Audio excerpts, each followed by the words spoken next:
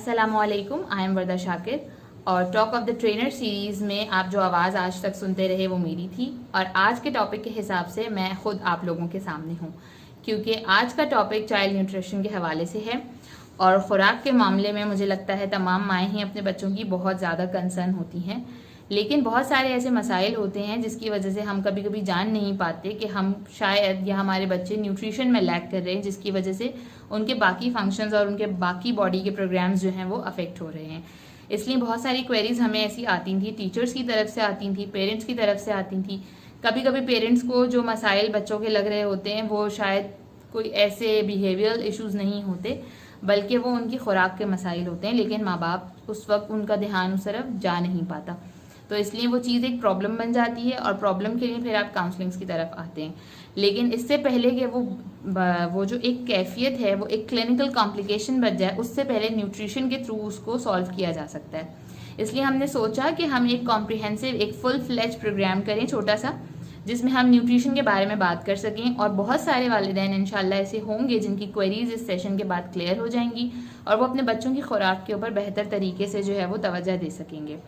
खुराक एक ऐसी चीज़ है जिसको आप किसी भी वक्त इग्नोर नहीं कर सकते। आपने रोज़ाना ही 3 से 4 वक्त खाना खाना होता है, लेकिन आजकल जो माहौल सोसाइटी में बन गया है जिसमें बहुत सारे फैक्टर्स इन्वॉल्व हैं, जिसमें हमारे सोशो इकोनॉमिक फैक्टर्स इन्वॉल्व हैं, जिसमें माओं का नौकरी करना साथ में इन्वॉल्व है, जिसमें जंक खाने, फ्रोज़न खानों का रिवाज बहुत आम है। तो हमने ये समझ लिया है कि खुराक का मतलब है कोई भी ऐसी चीज़ जो आपका पेट भर दे, जबकि खुराक का मतलब ये होता है कोई भी ऐसी चीज़ जो आपको ग़िज़ाइयत दे। ग़िज़ाइयत का मतलब होता है कोई भी ऐसा कंपोनेंट आपकी बॉडी के अंदर जाना जो आपको ग्रो करने में मदद करे, जो आपको अपनी एनर्जीज़ को बहाल रखने में मदद करे, जो अगर आपके मेंटल हेल्थ के लिए अच्छा हो। ऐसी चीज़ों को मजमूई तौर पर ग़िज़ा कहा जाता है। लेकिन अलमिया है हमारे माशरे का ये आजकल, और शायद आगे जाकर ये मज़ीद बिगाड़ का ही शिकार होता जाएगा कि जैसे जैसे हम दूसरी चीज़ों में तरक्की करते जा रहे हैं, साइंस में, टेक्नोलॉजी में, अदब में, बहुत सारी चीज़ों में माशरा तरक्की की तरफ गामज़न है, उतना ही ज़्यादा हम इंसान जो है वो तनज़्ज़ुली की तरफ जा रहे हैं। रीज़न यही है कि हमने और उन सब चीज़ों को अहमियत देने के लिए ख़ुद को अहमियत देना छोड़ दिया है, और जायके के ऊपर हम शायद ज़्यादा फोकस करते हैं हमेशा ही, और ग़िज़ाइयत के ऊपर फोकस नहीं करते। सबसे इम्पॉर्टेंट जानना ये है कि जो भी खुराक आप अपने बच्चों को खिला रहे हैं उसकी न्यूट्रिशनल वैल्यू क्या है, और उसके लिए सबसे पहले हम माँ बाप को ख़ुद न्यूट्रिशनल वैल्यूज़ के बारे में मालूम होना चाहिए। सबसे पहले हमें इस चीज़ के बारे में क्लियर होना चाहिए कि हमारा बच्चा जो भी खा रहा है उसमें कार्बोहाइड्रेट, प्रोटीन, फैट्स, मिनरल्स और वाइटामिन होते हैं। अब जो भी खाना हम उसको दे रहे हैं, या तो हम उसे बैलेंस फॉर्म में देंगे कि अगर उसने जो है वो एक मरतबा आयरन रिच चीज़ खा ली है तो वो नेक्स्ट टाइम में कुछ प्रोटीन ले ले। इसलिए हमने जो है वो आज इम्पॉर्टेंस ऑफ न्यूट्रिशन के ऊपर बात की है। और कोई भी बात आगे करने से पहले मैं सबसे इम्पॉर्टेंट बात आप लोगों से कह दूं कि चाहे खुराक का मामला हो, चाहे कोई भी और मामला हो, जब तक हम अपने बच्चों को रोल मॉडलिंग करके नहीं दिखाएंगे, हमारे बच्चे उन चीज़ों की तरफ अट्रैक्ट नहीं होंगे। अगर आप चाहते हैं कि आपका बच्चा हेल्दी लाइफ गुजारे और हेल्दी खाना खाए और उन्हीं चीज़ों को फ़ौक़ियत दे जो उसको फ़ायदा पहुंचाने वाली हैं खुराक के मामले में, तो आपको ख़ुद भी पहले ऐसा ही करना होगा। आपको जंक को अवॉइड करना होगा, और अगर आप हैबिचुअली बाहर का खाना खाते हैं तो उसको बंद कीजिए। अगर आप फ्रोज़न खानों पे बहुत ज़्यादा रिलाई करते हैं तो प्लीज़ उसको भी बंद कीजिए। मेहनत करके हफ्ते में एक दिन निकाल के आप वो खाने घर पर बना सकते हैं तो घर पर बना के रख लीजिए और बाद में फ्रीज़ कर इस्तेमाल करते रहिए। लेकिन एटलीस्ट अवॉइड कीजिए, फ्रोज़न खानों की तरफ बिल्कुल भी मत जाइए। आई स्ट्रॉन्गली डिस्करेज दोज पेरेंट्स जो फ्रोज़न खानों को तरजीह देते हैं, चाहे वो लंच बॉक्सेस के लिए हो, चाहे वो घर की किसी भी चीज़ के लिए हो। आपकी कोई भी आसानी, आपका टाइम का बचाना, आपकी कोई भी और चीज़, जो भी रीज़न्स हो इन खानों को प्रेफर करने के लिए, वो आपके बच्चे की हेल्थ से बड़े नहीं हो सकते। इसलिए ये बात ज़रूर याद रखिएगा आज कोई भी बात सुनने से पहले कि सबसे पहले हमें अपने बच्चों के लिए रोल मॉडल बनना है, और जब हम रोल मॉडल बनेंगे, हेल्दी खाना खाएंगे, हेल्दी चीज़ों को प्रेफर करेंगे, तो फिर हमारे बच्चे भी ज़िद नहीं करेंगे। हम चाइल्ड न्यूट्रिशन को सबसे पहले एक पैदा हुए हुए बच्चे के से स्टार्ट करेंगे, जहाँ से सारे मसाइल उस बच्चे के पैदा होते ही शुरू हो जाते हैं। तो जनाब, बहुत सारे मसाइल जो है जब पैदा होने के साथ ही शुरू हो जाते हैं तो उसकी खुराक का मसला भी होता है। अब आजकल ये एक ट्रेंड बन गया है फार्मूला मिल्क का। मैं किसी भी ऐसी माँ पे जजमेंट पास नहीं कर रही, खुदा न खास्ता मेरा ऐसा कोई मकसद नहीं है जो किसी तकलीफ़ की वजह से जो है फार्मूला मिल्क को तरजीह दे रही है, मजबूरन दे रही है या अपनी चॉइस से दे रही है। लेकिन इस फैक्ट को कोई भी डिनाई नहीं कर सकता कि बच्चे की हेल्थ के लिए सिर्फ और सिर्फ माँ का दूध ही बेहतरीन है शुरू के 6 महीनों में। एक कुदरती ग़िज़ा है जो खुदा की तरफ से जो है वो उतारी जाती है, और उसमें अब बहुत सारे हम तौजीहात निकाल कर कुछ भी करके फार्मूला की तरफ चले जाते हैं। सबसे बड़ा इशू जो हमारी सोसाइटी में आजकल एक बन गया है, डॉक्टर्स भी इसमें शामिल हैं, आई एम सॉरी टू से, बहुत सारे ऐसे रिस्पॉन्सिबल डॉक्टर्स जो शायद सोसाइटी के साथ या खुद अपनी तालीम के साथ ही सिंसियर नहीं हैं, जो माओं को ये मशवरा देते हैं कि उनकी वीकनेसेस की वजह से या उनके लो सप्लाई की वजह से जो है बच्चे को फार्मूला मिल्क के ऊपर डाला जाए। तो मैं इस चीज़ को जो है वो शदीद तरीके से और बहुत एक्सट्रीम पे जाकर डिस्करेज करूँगी, क्योंकि जब तक आपको फीड का सप्लाई फील हो रहा है, ऐसा नहीं हो सकता कि बच्चे के लिए वो काफ़ी ना हो। लेकिन ये इशू आता है कि कुछ बच्चे जो है वो रोते ही जाते हैं और लोगों का अमूमन ख्याल यही होता है कि शायद इनका पेट नहीं भर रहा।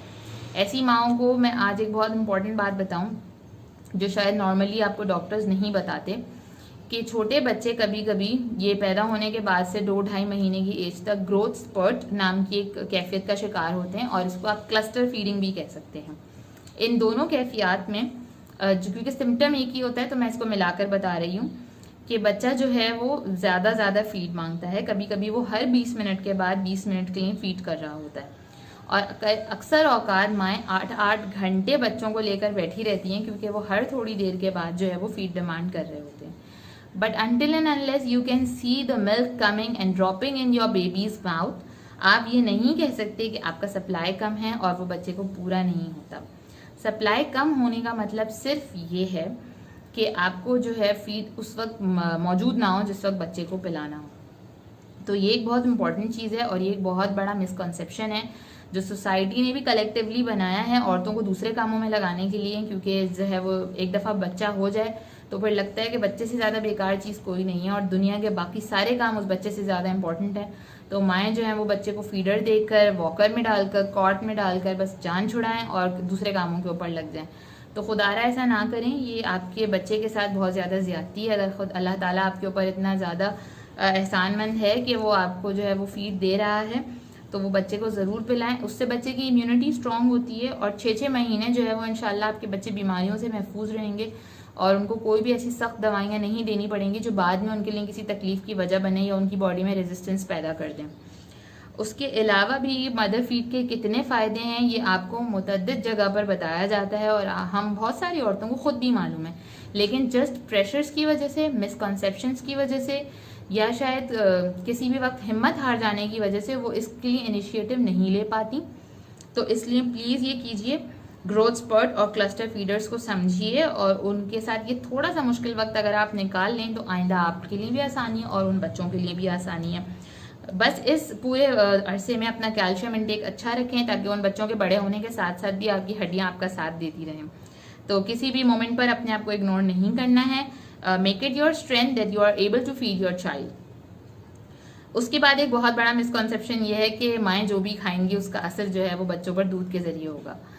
तो ये बिल्कुल भी ठीक नहीं है, और कोई भी अच्छा पीडियाट्रिशियन आपको हमेशा जो है वो इस चीज़ के बारे में इनकरेज करेगा कि ये मिसकंसेप्शंस जो है वो हमें छोड़ देने चाहिए, और एक्सपेरिमेंटली भी ये चीज़ जो है वो साबित है। उसके बाद आता है वीनिंग का सवाल। जब 4-5-6 महीने जो है वो बच्चे को गुजर जाते हैं तो हर दूसरा शख्स जो है वो ये कहना शुरू कर देता है आपको कि आप इसको वीन करना शुरू कर दो। वीन करने का मतलब है कि आप उसको सॉलिड्स या सेमी सॉलिड्स इंट्रोड्यूस करवा दो। तो फर्स्ट ऑफ ऑल तो 6 मंथ से पहले जो है वो कोशिश कीजिए, अनटिल एंड अनलेस आपका बच्चा बहुत ज़्यादा वीक है तो आप उसको जो है वो सेमी सॉलिड्स इंट्रोड्यूस करवाना शुरू कर दें। अगर उसने मदर मिल्क से भी सेहत नहीं पकड़ी है तो आप उसको सॉलिड्स इंट्रोड्यूस करवा सकते हैं। अदरवाइज आप 6 मंथ्स का वेट करें उसको सॉलिड्स यूज़ करवाने के लिए।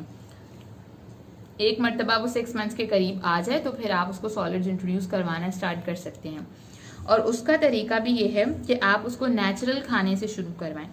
Kindly don't start with a Cerelac because it is a chemically synthetic product, और यू डोंट नो कि उसमें उन्होंने कौन से ग्रेन्स यूज़ किए हैं। They just claim that they are using grains. हमें नहीं मालूम कि वो सेरेलैक जो है वो किन केमिकल प्रोसीजर से गुजर कर उस पाउडर फॉर्म में आके जो है वो हमारे बच्चे तक पहुंचा है, और वो कितने अरसे तक पैकेजिंग में रहा है और उसकी क्या भी कुछ भी प्रॉपर्टीज़ हैं वो हमें नहीं मालूम।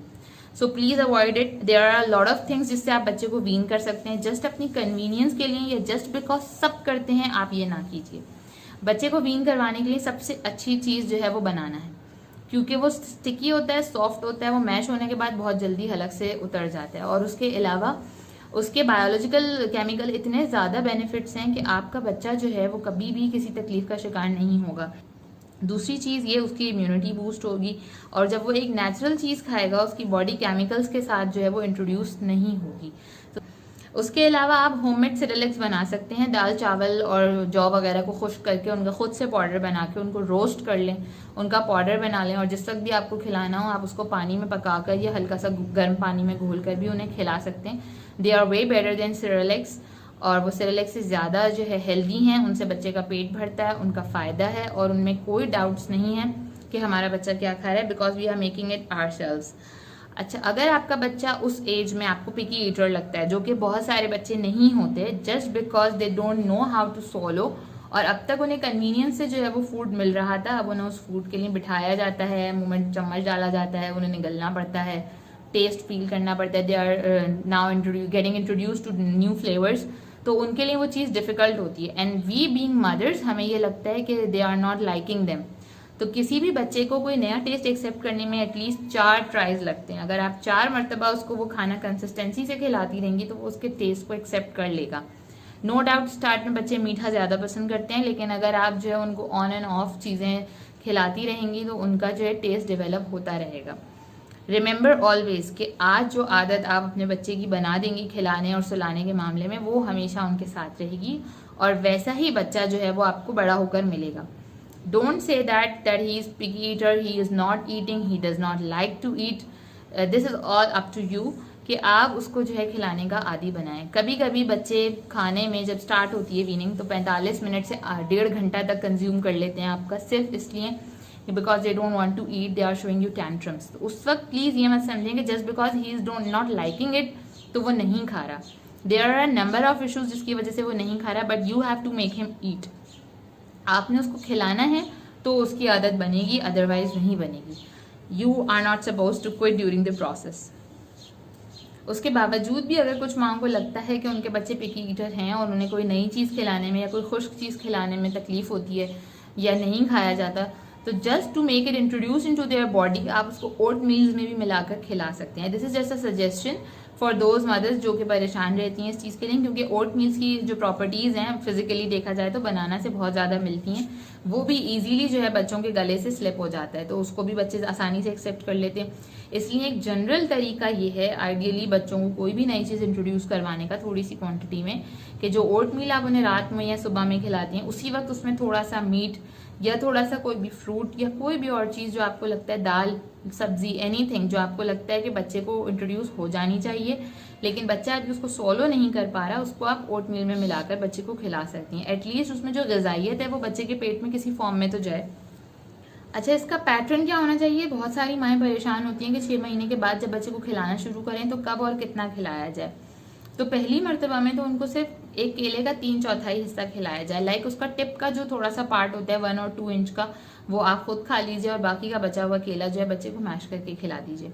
और पैटर्न ऑल्टरनेट होने का मतलब ये कि आप एक वक्त उसको दूध पिलाएंगी और अगले वक्त उसको खाना खिलाएंगी। इस तरह वो दिन में 4 मरतबा दूध और 4 मरतबा खाना खा सकता है। अगर वो जो है 10-11 बजे उठता है और उस वक्त जो है बच्चे को उसी तरह उसी पैटर्न में 6 महीने के बाद भी हर 2 घंटे के बाद भूख लगेगी, तो आपने एक वक्त उसको दूध पिलाना है और अगले वक्त उसको थोड़ा सा कुछ खिलाना है। उसके बाद जैसे जैसे टाइम गुजरता रहेगा, जैसे जैसे बच्चा बड़ा होता रहेगा, उसके स्पैन्स लंबे होते रहेंगे और फिर लंबे हो होकर इतने बढ़ जाएंगे कि एक वक्त पे वो सिर्फ 8-8 घंटे बाद दूध पिया करेगा और बाद में सिर्फ सुबह और रात को पिया करेगा। इसी तरह आप आगे ग्रेजुअली बढ़ते रहें। होममेड चीज़ों से आप बच्चे को रोटी की तरफ भी ला सकते हैं, चाहे स्टार्ट में वो रोटी आपको ब्लेंड करके ही क्यों ना खिलानी पड़े और चावल को आपको बिल्कुल जो है वो प्यूरी बनाकर ही क्यों ना खिलाना पड़े, और चाहे कोई आपको कितना ही कहे कि इससे बच्चे की चबाने की आदत नहीं बनेगी, बच्चा ये डाइजेस्ट नहीं कर सकता, blah blah blah anything, just keep doing that, क्योंकि एटलीस्ट उसकी बॉडी जो है वो उससे इंट्रोड्यूस तो होगी, उसकी बॉडी में जो कॉन्स्टिट्यूएंट्स उस ग़िज़ा में अल्लाह ताला ने रखे हैं वो उसकी बॉडी में जाएंगे तो। सो दिस इज़ इम्पॉर्टेंट ये है कि बच्चे के पेट में वो चीज़ें जाती रहें। जब उसके ज़बान को उनका जायका पता चलेगा, जब उसकी बॉडी को उनको एब्जॉर्ब करने की आदत होगी तो फिर बच्चा उसको वैसे भी खाने लगेगा। 6 मंथ्स में आपको मेहनत करके बच्चे की इस बारे में आदत बनानी है कि उसको दिन में 4 वक्त खाना है। जब बच्चे को इस चीज़ की आदत हो जाएगी तो फिर आप उसको नई नई चीज़ें इंट्रोड्यूस करवा सकते हैं। 7वें महीने से आप उसको तेल, गोश्त, अंडा और थोड़ी सी नमकीन चीज़ें जो हैं वो आप खिला सकते हैं। और जैसे जैसे वो 8वें महीने की तरफ जाने लगे आप उसको थोड़ी सी माइनर क्वांटिटी जो है वो बाहर की चीज़ों की इंट्रोड्यूस करवा सकते हैं। फॉर एग्जांपल कि आप अगर उसको एक पिंच के हिसाब से कोई भी बाहर की चीज़, फॉर एग्जांपल बाहर की मिठाई है, छोटी सी चॉकलेट है, वो खिला सकते हैं, तो it's a good thing, it's not bad. क्योंकि अक्सर ये देखा गया है कि हम अपने बच्चों को बिल्कुल ही एक बॉक्स में बंद करके रखते हैं और जिस वक्त वो बाहर निकलते हैं तो वो ऐसी ऐसी चीज़ों से इंट्रोड्यूस होते हैं कि वो उनकी बॉडी पे बहुत बुरे तरीके से अफेक्ट करती हैं। तो बॉडी को ऐसा बिल्कुल भी नहीं बनाना है, बॉडी को हर चीज़ से इंट्रोड्यूस करवाएं, बट थोड़ी थोड़ी क्वांटिटी में। ये बात ध्यान में रखें कि जब तक हम किसी चीज़ को उनकी खुराक का मुसलसल हिस्सा नहीं बनाएंगे वो उनके जिस्म को बुरी तरह से मुतासर नहीं कर सकती। लेकिन अगर आप ऐसा करेंगे कि आप 10 महीने तक बच्चे को कोई भी बाहर की चीज़ ना खिलाएं और फिर अचानक कुछ खिला दें तो हो सकता है कि बच्चे का मैदा एक्सेप्ट ना करे। ये कोई हार्ड एंड फास्ट रूल नहीं है कि हर बच्चे ने यही करना है या हर बच्चे के साथ यही होना है। ये जस्ट उन बच्चों के बारे में बात हो रही है जो नॉर्मली अपनी ग्रोथ के स्टेजेस को जो है वो क्रॉस कर रहे होते हैं। अल्लाह ना करे अगर किसी बच्चे के साथ कोई मेडिकल कॉम्प्लिकेशन है या किसी भी और वजह से वो वाकई पिकी ईटर है या उसका स्टमक जो है वो नहीं एक्सेप्ट कर सकता या कोई भी और रीज़न है एक्सेट्रा, तो उसका जो है वो रिस्पॉन्स इन चीज़ों की तरफ अलग होगा। बट हम सिर्फ जनरली बात कर रहे हैं, जो मोस्ट ऑफ द चिल्ड्रन के साथ जो इश्यूज़ होते हैं उनके बारे में बात कर रहे हैं। आप थोड़ा थोड़ा उस बच्चे को, लाइक बहुत सारी माएँ जो हैं वो इस बारे में कंसर्न होती हैं कि वो बाहर की चीज़ें नहीं खिलाती बच्चों को, लेकिन बाकी फैमिली मेम्बर्स जो हैं वो इन चीज़ों का ख्याल नहीं रखते। तो इस चीज़ को बिल्कुल आप अपने जहन में रखें कि थोड़ी बहुत कोई भी चीज़ उनके पेट में जाने से शायद उन्हें इतना बड़ा नुकसान ना हो, अनटिल एंड अनलेस आप उसको उनकी खुराक का मुस्तकिल हिस्सा ना बनाएं। एक बड़ी और मज़े की बात होती है तासीर के बारे में। जब हम बात करते हैं तो वी आर ऑलवेज कंसर्न कौन सी चीज़ गर्म है, कौन सी चीज़ ठंडी है, कौन सी चीज़ बादी है, कौन सी चीज़ फ्रेश है। Please stop doing that. हर चीज़ अल्लाह ताला ने खाने के लिए बनाई है, उसको आप प्रॉपर क्वांटिटी में खाएं। मयाना रवि का हमारा दीन जो है वो दर्ज देता है, तो हर चीज़ को मयाना रवि में खाएं। अनटिल एंड अनलेस आप कोई चीज़ ओवर करेंगे आपको भी एज एन एडल्ट और आपके बच्चे को भी उससे नुकसान हो सकता है। लेकिन अगर आप बैलेंस में चीज़ों को लेके चल रहे हैं तो वो उस तरह से अफेक्ट नहीं करेंगे जिस तरह से हमें लगते हैं। लाइक बहुत सारे पेरेंट्स अपने बच्चों को ड्राई फ्रूट्स और नट्स नहीं खिलाते, सेइंग दैट इनकी तासीर गर्म है। अगर आप एक छोटी क्वांटिटी में, लाइक बड़ों के लिए एक हैंडफुल क्वांटिटी काफ़ी होती है गर्मियों में भी, तो उसी हिसाब से अगर आप बच्चे को एक छोटी सी क्वांटिटी में कोई नट्स खिला रहे हैं तो ऐसा बिल्कुल भी नहीं होगा कि बॉडी में जाते ही वो कोई गर्मी पैदा कर दे और बच्चे की पूरी बॉडी पे कोई एलर्जी हो जाए। ऐसा कुछ भी नहीं होगा। कोई भी चीज़ खिलाते वक्त आपको कोई इंसान ये बोलता है कि इसकी तासीर फलानी है, इसकी तासीर ऐसी है, तो प्लीज़ उसको ये बात समझाइए और अपने बच्चों पर उसको इम्प्लीमेंट करके दिखाइए कि थोड़ी सी क्वांटिटी में कोई भी चीज़ बॉडी में जाना नुकसानदेह नहीं होती। अनटिल, चाहे वो बाहर का खाना हो, चाहे वो आपके फ्रूट्स एंड नट्स हों, चाहे कोई भी चीज़। मौसम के तमाम फल आपने अपने बच्चों को खिलाने हैं। प्लीज़ इन मिथ्स में लग के ये बेवकूफ़ियाँ करना छोड़ दें कि केले से जो है कफ हो जाता है या किसी और चीज़ से कोई और तकलीफ़ हो जाती है। प्लीज़ ये बोलना छोड़ दें। इन सारी चीज़ों के साथ साथ जो है वो ये 7, 8, 9, 10 मंथ्स जो है आपके क्रॉस होते रहेंगे और आपका बच्चा इंशाल्लाह जो है वो एक टॉडलर में कन्वर्ट हो जाएगा, इन्फेंट से। उसके बाद जब बच्चा